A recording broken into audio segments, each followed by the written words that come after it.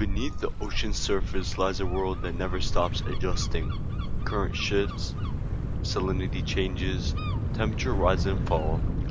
From the pulsing brain of the octopus to the forest-like blades of kelp, survival depends not only on structure, but on internal communication. We explore how two vastly different organisms, one animal and one algae, uses hormones to sense and respond to stress.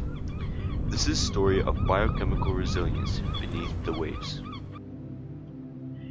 To better understand how these organisms manage stress, first we look at where they come from. On the tree of life, octopuses and kelps sit on distant branches. The octopus is an animal, part of the molluscous lineage with the Ospithaconta group. Kelp, meanwhile, is not even a plant, it's a brown algae, part of the Stromanopal lineage, which includes diatoms and other photosynthetic organisms. Despite their separation by over a billion years of evolution, both have developed a powerful shared survival tool, hormones. Octopuses and kelp live in the same ocean, but they come from very different parts of the evolutionary tree. Both have evolved ways to deal with stress using chemical messengers. Octopuses release hormones like cortisol to manage fear, injury, or sudden changes. Kelp uses hormone-like compounds like abscisic acid to slow growth, protect its cells, and survive tough conditions like heat or high salinity. Different strategies, same idea. When the environment pushes, these organisms push back using signals from within. The deep ocean may seem quiet, but it's full of tension. Every movement, every shadow, could mean survival or danger. Even here, organisms must sense the slightest change and respond. Few do this more skillfully than the octopus, a master of escape.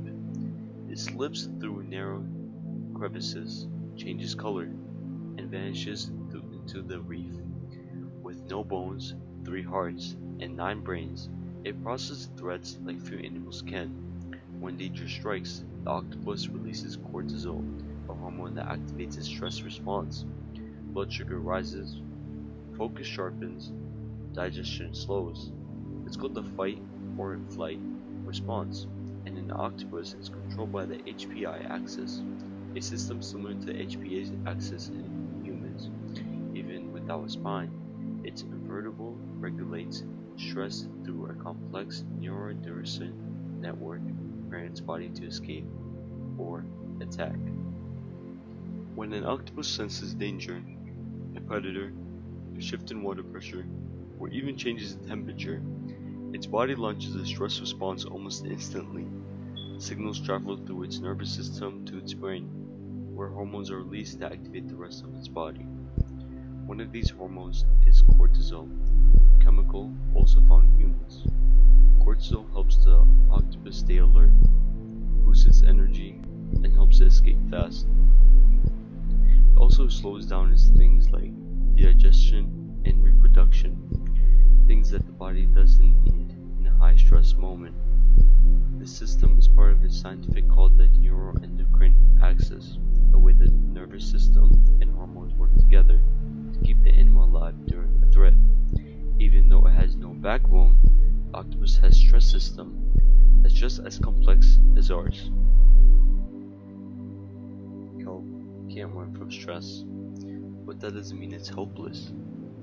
When things like heat, sunlight, or salinity shifts too fast, kelp responds by releasing its own chemical messengers. One of the most important is called abscisic acid, or ABA. When stress hits, ABA tells the kelp to stop growing and focus on protecting its cells. It can help limit water loss, reduce damage from too much light, and activate defense genes. Kelp also uses other hormone-like compounds like auxins to control how it grows towards light and nutrients.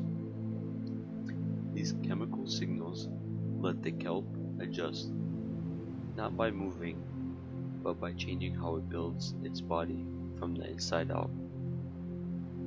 The ocean is getting warmer, CO2 levels are rising, and these changes are putting more stress on marine life than ever before. Octopuses may start producing too much cortisol, which over time can damage the body, just like humans. Kelp forests, which need cold water to thrive, may stop producing hormones like ABA properly, making them vulnerable to heat waves and disease. Understanding how these hormone systems work helps us understand how ocean life might or might not survive in the decades ahead. I've always thought hormones were just about human things like stress or puberty, but now I see that there's something much bigger. Hormones are a language that life uses to handle the world, whether it's an octopus launching into escape mode or a kelp slowly its growth to survive the heat.